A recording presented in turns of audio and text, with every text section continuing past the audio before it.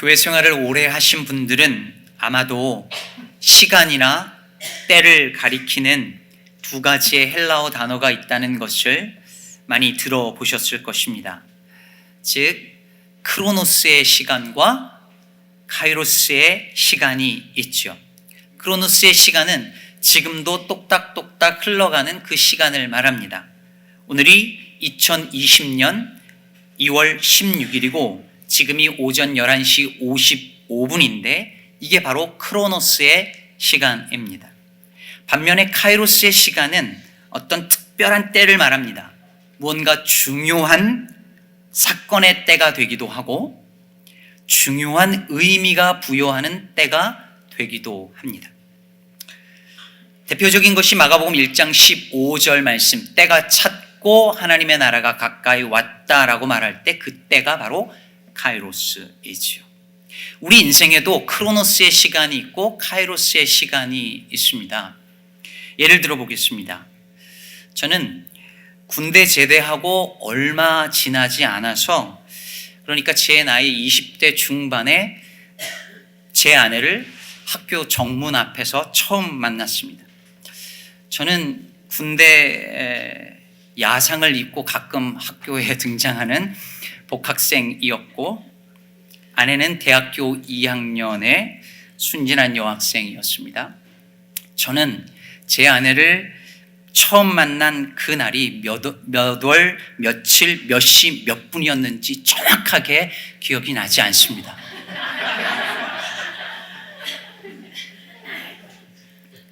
전혀 기억이 안 납니다, 사실은. 하지만 저는 그 순간의 그 분위기를 다 기억하고 있습니다. 벚꽃이 눈발처럼 날리고 있었고 온통 세상이 흑백인데 아내와 저만 컬러로 보이는 그런 순간. 그러면 이게 바로 카이로스의 순간이에요. 특별한 순간, 특별한 의미가 부여되는 순간이죠. 그냥 흘러갈 수 있는 그냥 크로노스의 시간이에요. 근데 이게 어떻게 카이로스의 시간으로 제게 다가왔을까요? 아내와의 만남이 크로노스의 시간을 카이로스의 시간으로 바꾼 거죠. 그럼 오늘 우리는 2020년 2월 16일 어쩌면 별 의미 없는 지금 크로노스의 시간을 보내고 있을지 모르겠습니다. 그러나 오늘 이 중에는 이 시간이 단순히 크로노스의 시간이 아니라 카이로스의 시간이 되는 분들이 분명히 있을 것입니다. 그 차이가 어디에 있을까요? 하나님과의 만남에 있습니다. 하나님의 말씀이 내 영혼에 빛을 비추는 것을 경험하는 사람, 하나님의 크심 앞에 자기의 작음이 느껴져서 깨달아져서 하나님 앞에 경배하는 사람, 그 사람은 오늘 이 순간을 카이로스의 순간으로 맞이할 것입니다. 저와 여러분이 다 오늘 이 예배를 그런 카이로스의 시간으로 맞이하시게 되기를 축복합니다. 야곱이 형 에서와 아버지 이삭을 속인 후에 자신을 죽이겠다라고 하는 형을 피해서 이제 삼촌 라반이 있는 하란으로 여행길에 오릅니다. 표면적으로는 결혼을 위해서 떠나는 것 같지만 사실은 형을 피해서 떠나는 도망자 신세가 됐어요. 형을 속여서 장자권도 얻었고 아버지를 속여서 축복도 받았지만 현실은 야곱이 생각한 대로 하나도 이루어지지 않았습니다. 가족과 고향을 떠나서 먼 타지로 가야 하는 떠돌이 신세, 도망자 신세가 된 거예요. 그럼 얼마나 처량하고 서글펐을까요? 오늘 본문 10절 이하에 보면 야곱이 브엘세바에서 떠나 하란으로 향하여 가더니 한 곳에 이르러는 해가 진지라 이렇게 말하죠. 장소적으로 보면 브엘세바하고 하란 사이에 어떤 곳이고 시간적으로 보면 해가 진 밤, 초저녁입니다. 야곱이 그곳에서 돌 하나를 취해서 베개로 삼고 거기 누워서 잠이 듭니다. 그리고 꿈속에서 하나님을 만납니다. 밤이라고 하는 크로노스의 시간이 하나님을 만남으로 말미암아 카이로스의 시간으로 바뀌어지는 그 경험을 오늘 하고 있는 것이죠. 근데 여기서 중요한 것은 뭐냐면 이 카이로스의 이때가 야곱이 잠들었을 때 찾아왔다는 거예요. 다시 말해 야곱이 아무것도 할 수 없을 때, 야곱이 그 어떤 주도권도 가지고 있지 않을 때 그 카이로스의 순간이 야곱에게 찾아왔습니다. 생각해 보십시오. 야곱은 모든 시간과 때를 통제하고 계획하고 주도해가는 인물이에요. 형이 사냥하고 돌아올 때, 배가 고플 때를 정확하게 알고 계산해서 팥죽 들고 딱 그 자리에 서 있는 인물이죠. 이 모든 속고 속이는 이 모든 과정이 아버지가 눈이 어두워지고 죽어가는 그때가 얼마 남지 않은, 죽음의 순간이 얼마 남지 않은 그때 이루어졌습니다. 야곱은 이렇게 시간, 때 알고 계획하고 주도하는 인물인데, 야곱이 통제할 수 없고 주도할 수 없는 시간이 있어요. 그게 언제예요? 잠들었을 때. 여러분, 우리 인간은 평생의 3분의 1을 잠자는 데 사용합니다. 놀랍지 않나요? 그렇게 열심히 살려고 아둥바둥하고 그렇게 열심히 일하는데, 내가 내 인생 어떻게 해볼 수 있는 것처럼 그렇게 열심히 사는데, 잠드는 순간에는 내 모든 통제권을 다 내려놔야 돼요. 내가 어떻게 할 수 없어요, 내 인생을. 그 잠든 순간에는. 잠든 시간만큼은 내가 내 삶을 주도할 수 없습니다. 하나님이 바로 그때 야곱이 일을 내려놓고 완전히 무방비 상태가 되었을 때, 하나님이 그때 야곱에게 찾아오셔서 일하기 시작합니다. 사랑하는 여러분, 우리가 우리 인생을 통제할 수 있을 것처럼 붙들고 있는 그 주도권을 다 내려놓을 때, 아니 그것을 하나님께 내어 맡길 때, 그제서 하나님이 우리의 삶의 주도권을 붙잡고 우리 안에서 일하게 될 줄로 믿습니다. 자, 이제 우리가 하나님이 언제 야곱에게 찾아오셨는지 그 때를 살펴보았다면, 하나님이 어디에 야곱에게 찾아오시는지, 야곱이 어디서 하나님을 만났는지 그 장소에 대해서 한번 보시죠. 그곳이 어디였는지 11절은 이렇게 말합니다. 한 곳에 이르러는. 여러분, 여기서 한 곳은요, 그냥 어떤 곳이에요. 어떤 곳. 영어로는 a certain place예요. 그러니까 특정한 곳이 아니라 불명확한 곳입니다. 여러분, 이런 장소는 야곱에게 어울리는 장소가 아니에요. 야곱은 인생의 목표가 분명하고 거기를 어떻게 도달해야 되는지, 어떤 노선으로 가야 되는지 정확하게 파악하는 타입의 사람입니다. 여러분, 휴가 계획 세울 때 여행 어디를 가야 되는지 다 계획 탁탁탁 세우고, 어느 노선으로 가고, 그리고 지금 가는 중에 내가 어디쯤 와야 있는지 정확하게 파악이 돼야 안심하는 스타일의 사람들이 계시죠. 여기도 그런 분들 계시잖아요. 근데 야곱이 그런 타입의 사람이었어요. 그런데 그랬던 야곱이 지금 어떤 곳에 있어요. 어떤 곳. 어딘지 정확하지 않아요. 몰라요. 여러분, 이건 야곱이 그 인생의 길을 잃었다는 걸 보여주는 거예요. 그렇게 목표가 분명하던 야곱이 자기 인생에서 자기가 어느 지점쯤 와 있는지 알 수 없게 되어버린 거죠. 그런데 여러분, 놀라운 게 뭔지 아십니까? 야곱이 하나님을 만난 이후에 그곳 이름을 뭐라고 지어요? 베델이라고 짓습니다. 그 무명의 장소, 어떤 곳이 베델이라는 이름을 갖게 돼요. 마치 크로노스의 별 볼 일 없는 평범한 시간이 카이로스의 시간으로 바뀌는 것처럼 불명확하고 무의미한, meaningless한 그 place가 특별하고 의미 있고 분명한 이름이 있는 장소로 바뀌는 거죠. 제가 기쁨의 교회 부임하기 전에요, 시카고에 몇 차례 온 적이 있었습니다. 몇 년에 걸쳐서 시카고를 왔었어요. 근데 그때는 시카고가 저에게 그냥 어떤 곳일 뿐이었습니다. 그냥 딥디시 피자가 유명한 곳, 그 이상도 그 이하도 아니었습니다. 근데 여러분을 만난 이후에 이제 시카고는 저에게 그냥 어떤 곳일 수 없게 되었어요. 그댈 만난 이후의 세상이 그댈 만나기 전의 세상과 같을 수 없으니까요. 청년들 이런 건 받아 적어야 돼요. 발렌타인데이 카드에 썼어야 되는 건데 후회하고 있습니다. 야곱에게 지금 이곳은 하나님을 만나고 난 다음에 이곳은 그냥 이제 더 이상 어떤 곳일 수 없어요. 17절에 보면 야곱이 이렇게 말합니다. 두렵도다 이곳이여 이것은 다름 아닌 하나님의 집이요 이는 하늘의 문이로다. 여러분 놀라운 고백이죠. 지금 야곱이 길바닥에서 집 없이 잠을 자야 하는 홈리스 신세인데 여기가 하나님의 집 베델이다라고 말하는 거예요.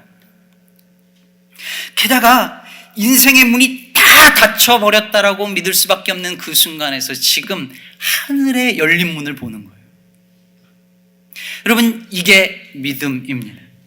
아무 의미 없고 불안하고 내 인생 지금 내가 어디쯤 와 있는지 잘 모르겠고 어디로 가야 할지 모르는 그 순간에 돌베개 베고 자야 하는 것 같은 고난의 현실을 경험하는 그 어떤 곳에서 베델을 보는 것이 여러분 믿음입니다.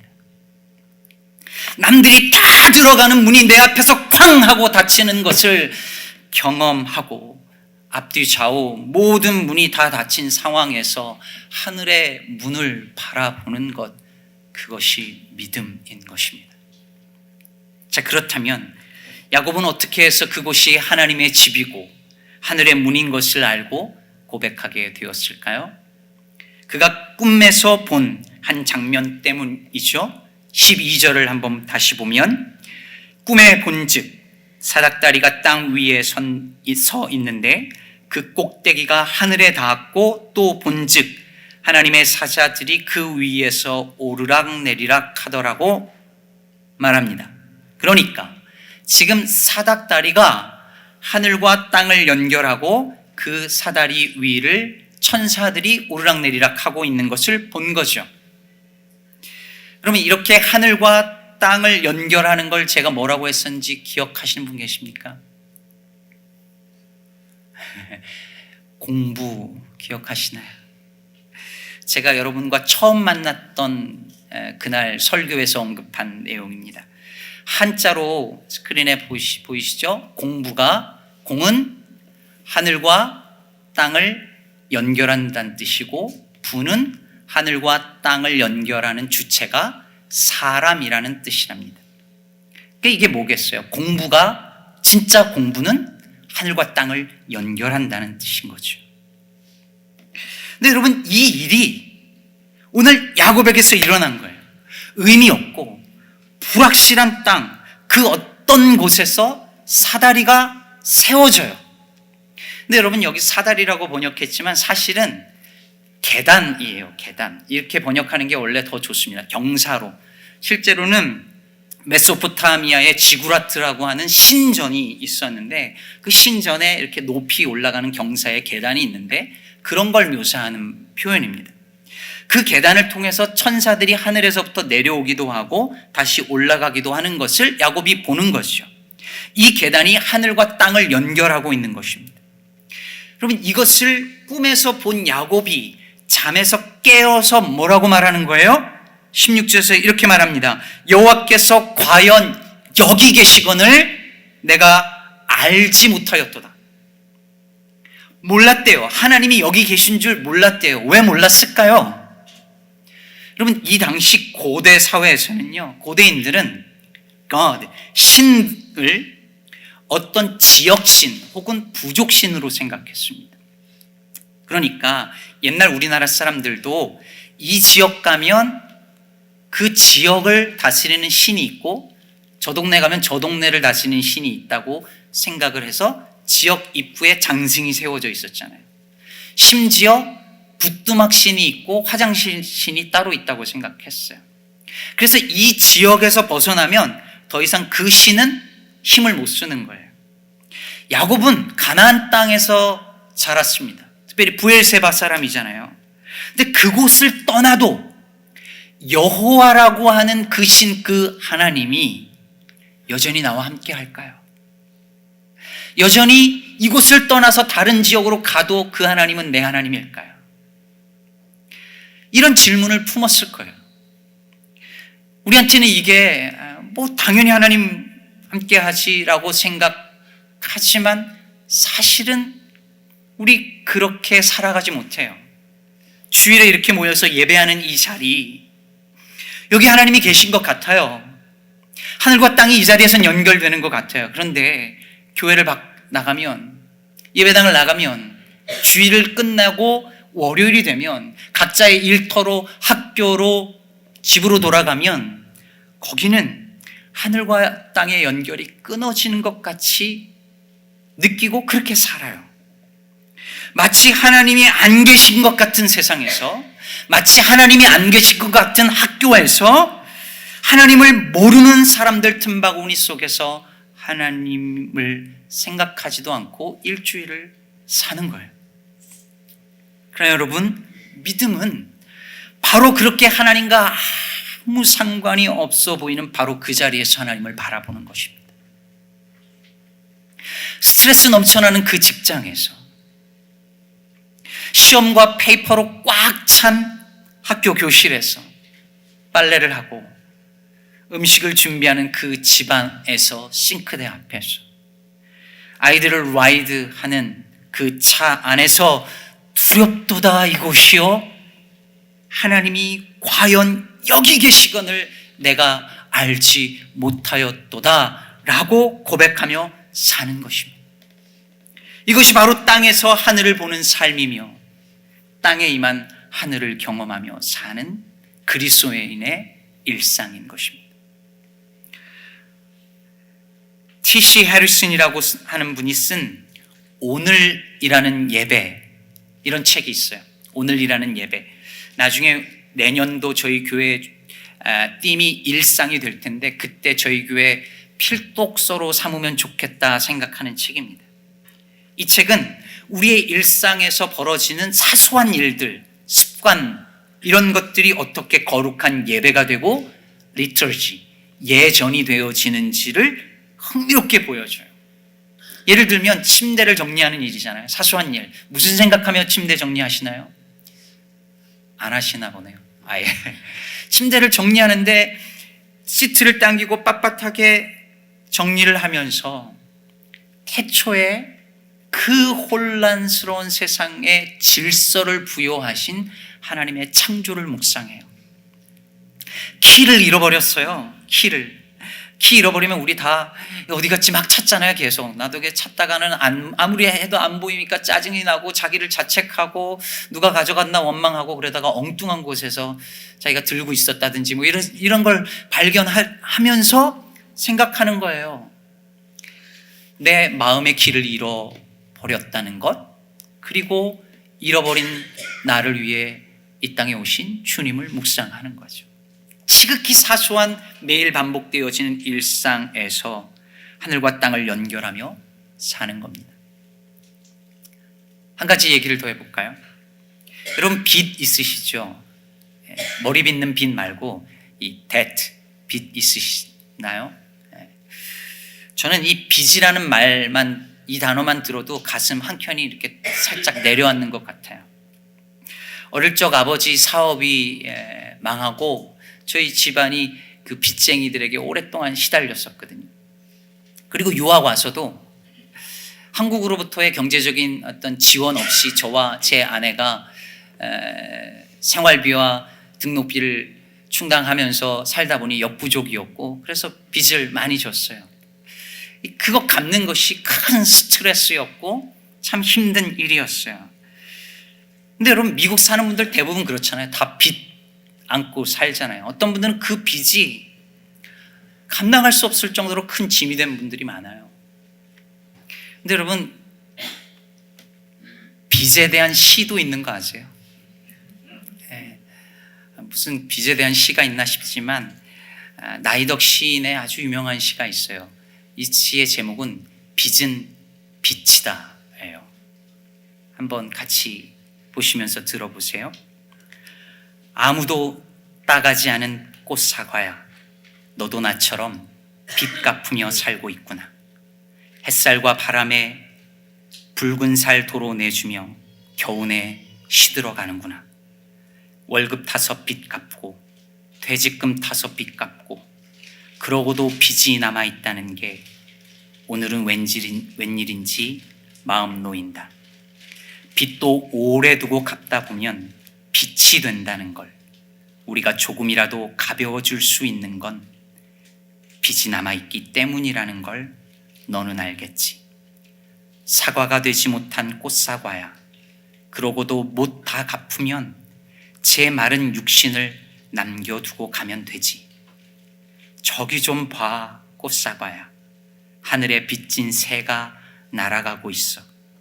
언덕에 빚진 눈이 조금씩 녹아가고 있어. 그럼 이 시인은 세상의 모든 것이 다 빚지고 사는 것이라고 말해요. 꽃사과는 햇살과 바람에 빚을 지고 살잖아요. 그러면서 그 빚을 갚으면서 시들어가요. 그리고 우리도 다 빚진 존재죠. 부모님의 사랑에 빚진 존재잖아요. 누군가의 희생에 빚진 존재죠. 하늘과 땅에 빚진 존재예요. 그리고 그 진 빚을 조금씩 갚아나가는 게 인생이라고 시인은 말해요. 그렇게 생각하니 월급 타고 빚 갚고 퇴직금 타서 다 빚 갚고 그랬는데도 아직 남아있는 빚을 보는데 마음이 놓인다고 말해요. 그러다 마침내 빚도 오래도록 두고 갚다 보면 빚이 된다는 걸 깨달아요. 누군가에게 진 빚이 내게 빚이 되는 거죠. 수년 전 돌아가신 참 아름다웠던 목사님 최희동 목사님은 이 시를 읽고 이렇게 말하기도 했습니다. 우리 주님 예수님은 하늘 아버지께 진 빚을 갚을 길이 없어 마른 육신 십자가에 남겨두고 홀로 가셨다. 여러분, 빚에서 빛을 보는 시인의 눈이 성경에서 말하는 믿음의 눈과 닮아 있어요. 가장 세속적인 것에서 가장 거룩한 것을 보고 가장 절망적인 것에서 가장 희망적인 것을 보고 가장 불평할 만한 것에서 가장 감사할 만한 조건을 발견해요. 땅에서 하늘을 보는 거죠. 가장 하나님이 안 계실 것 같은 바로 그곳에서 과연 하나님이 여기에도 계시는구나. 그 빚더미 속에서도 하나님이 여전히 나와 함께 하시는구나 라고 하는 것을 깨달으며 사는 것, 그것이 예수 믿는 사람의 일상인 것입니다. 그럼 오늘 이 야곱이 하나님이 과연 여기 계시다는 이 고백을 하는데 이게 참 어마어마한 고백입니다. 오늘 야곱이 꿈에서 사닥다리가 하늘과 땅을 연결하는 것을 보기만 한 게 아니에요. 하나님의 약속의 말씀을 듣습니다. 그 내용이 13절에서 15절 나오는데 13, 14절은 아브라함에게 하나님이 주셨던 약속을 다시 야곱에게 컨펌하는 거예요. 15절은 새로운 약속인데 그 내용의 핵심은 하나죠. 내가 너와 함께 하겠다. 내가 너를 떠나지 않겠다. 이걸. 그런데 여러분, 야곱이 그 환상을 보고 그 약속의 말씀을 듣고 잠이 깨서 한 첫 번째 말이 뭐예요? 여호와께서 과연 여기 계시거늘 내가 알지 못하였도다. 여러분, 지금 야곱이 꿈꾼 거잖아요. 꿈이었어요. 그럼 내가 꿈을 꿨구나, 참 신기한 꿈이네 라고 생각할 수도 있었어요. 더군다나 그 꿈에서 하나님이 주신 약속은 다 미래형이잖아요. 내가 너와 함께하리라도 심지어 미래형이에요. 땅과 후손 주겠다는 것 다 미래형이에요. 근데 야곱이 잠이 깨서 뭐라고 말합니까? 하나님이 과연 여기 계시거늘 바로 지금 여기 이 자리에 하나님이 나와 함께 하신다고 고백해요. 하나님이 앞으로 나와 함께 하실 것, 그것만을 말하는 게 아니라 지금 여기 하나님이 나와 함께 있다고 고백해요. 이게 왜 놀라운 고백이냐면, 하나님의 약속은, 야곱을 향한 약속은 아직 다 성취되지 않았지만 야곱은 이미 그것이 여기 와 있다라고 믿는 거예요. 여기 하나님 나라의 복음이 있는 것입니다. 여러분, 예수께서 때가 찼고 하나님의 나라가 가까이 왔으니 회개하고 복음을 믿으라고 하실 때, 하나님의 나라가 가까이 왔다는 말이 바로 이거예요. 아직 다 완성되지 않았지만 이미 여기 와 있어요. 그 이미와 아직 사이에 야곱이 있고 우리가 있어요. 그래서 회개하고 복음을 믿는다는 것은 바로 곧 완성될 하나님의 나라가 이미 여기 지금 임했다라는 것을 믿는 거예요. 힙합 가수 BY 아세요? BY. 이 BY가 한 인터뷰에서 자기가 평소에 늘 이런 생각을 하면서 산다고 자기의 좌우명을 말한 적이 있어요. 이 말이 참 근사해요. 들어보세요. 내일의 것을 어제 가진 것처럼 오늘을 살아가자. 내일의 것을 어제 이미 가진 것처럼 오늘을 살아가자. 이거 얼마나 멋있는지 몰라요. 저는 이게 종말론적으로 사는 거라고 생각해요. 이미 내게 주어진 하나님의 나라예요. 아직 다 완성되지 않았지만 이미 내게 주어진 하나님의 나라를 지금 누리면서 사는 거죠. 여러분, 이렇게 사시기를 바랍니다.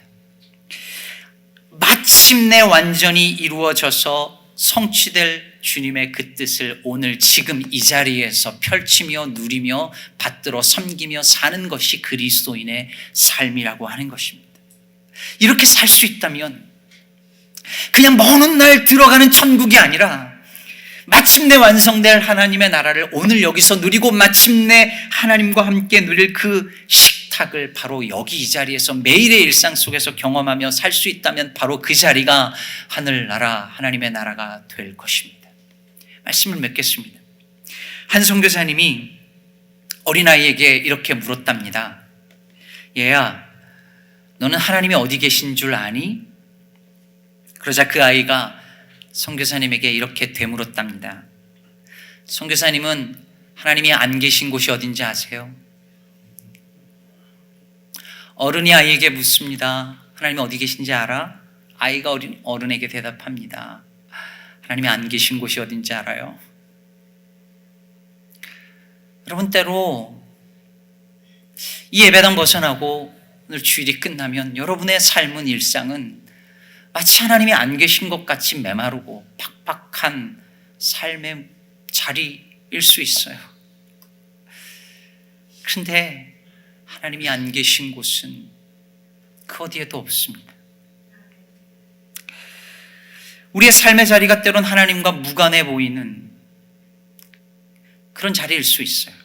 그냥 아무 의미 없는 어떤 곳일 수도 있어요. 그런데 바로 그 어떤 곳에서 과연 하나님이 여기 계시거늘이라고 고백하며 사는 그 사람에게 그 어떤 곳이 베델이 될 것입니다.